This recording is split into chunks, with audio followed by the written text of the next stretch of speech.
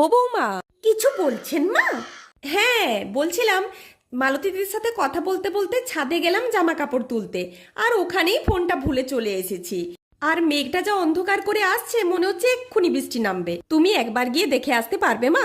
তাহলে আমি গিয়ে একটু স্নানটা সেরে নিতাম। হ্যাঁ হ্যাঁ, কেন পারবো না, আমি এক্ষুনি যাচ্ছি। বাহ, এই জোর বৃষ্টিটাই না হচ্ছে। বৌমা, আমার ফোনটা একবার দাও তো। আপনার ফোনটা তো ছাদে আছে, আর এখন খুব জোরে বৃষ্টি পড়ছে। এখন গেলে তো আমি ভিজে যাব। তুমি যে তখন ছাদে গেলে, ফোনটা আনোনি?